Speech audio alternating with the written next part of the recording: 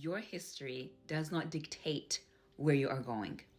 Do not disqualify yourself from the talents and the gifts that God gave you because of your history. Let me give you a story. Let me give you a scenario. Book of Acts, chapter 27. So Paul and a bunch of other people, they're on a ship. They go through a shipwreck. And they land on the island of Malta. Now, on the island of Malta, it is cold, it is raining, and the residents of Malta have a fire going. And they see these people who have just come from a shipwreck, and they're like, "Oh, come and get warm here. Come here and get warm on this fire." Around this fire. Now, Paul goes and collects some logs and sticks to put on this fire. And whatever he collects, he brings it, but he brings it with a viper within it. He doesn't know there's a viper in there, but he brings these sticks, goes to put these sticks in the fire, and the viper bites him. And the creature hangs on his hand, biting him. Now, the people of Malta speak among themselves and like, "Listen, Judy, hey, Joshua, hey, listen, this man survived the sea, but now a viper has bitten him. He must be a murderer. He must be a murderer because there's no way he survived the sea, gets on land, and is bitten by a viper. Justice has caught up with him." Now listen. Oh, listen. As I'm reading this scripture, Holy Spirit reminds me that is Paul's history. Paul was absolutely a murderer. So the people weren't far off. Their assessment of the situation, right? Random man, shipwrecked, on the land, made it safe and sound, and now a viper is biting him at the new place. It wasn't far-fetched. They were doing an actual spiritual discernment. They were discerning that justice was being served.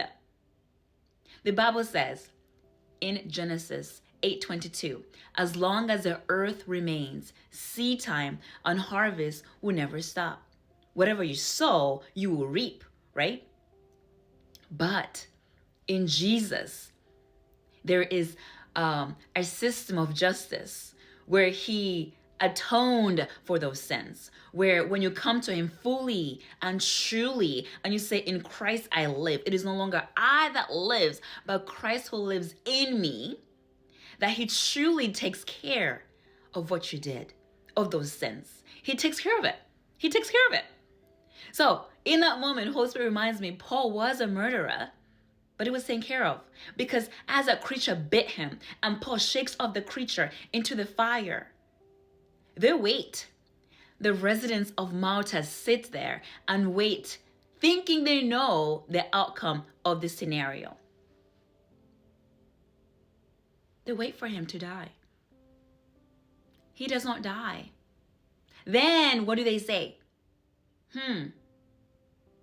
This man must be a god, small g. Within Paul was the indwelling of the Holy Spirit. Within Paul was Christ. So he couldn't die from a viper being biting him. He could not. Because it was no longer Paul that was living, but Christ that was living in Paul.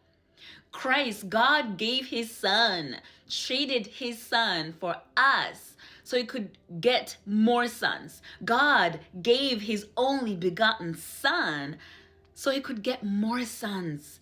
It was a trade. It was like, I'll give my only begotten son, and in turn, I'll get a Paul. I'll get a Peter. I'll get Ananias. I'll get Publius. I'll get James. I'll get Jude. He traded Jesus and in return received more sons. So Paul, it was no longer Paul that was living, but Christ living in Paul. So all that to say, do not disqualify yourself from what God has for you. Do not dwell and bask in your history, your family history. My mother did this. My father did this. I come from this. I come from that. No. When you come to Jesus Christ, the history is taken care of by his blood. By the power of the blood of Jesus and by the power of the name of Jesus, the history is taken care of, like Paul's history. They assess correctly. They say he must be a murderer because justice has found him. And then when he didn't die, they said, whew, he's probably a god. You are the child. You are the son. You are a daughter of the Most High God.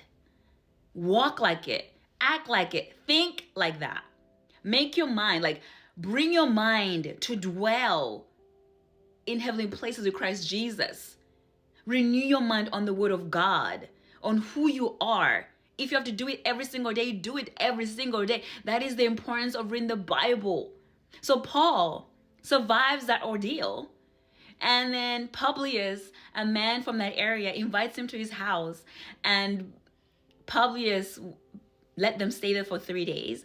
And while they're there, Paul finds out that Publius' father had a fever and dysentery. And because Publius was hospitable, Publius helped Paul and brought him into his home. His father is healed from dysentery and from fever.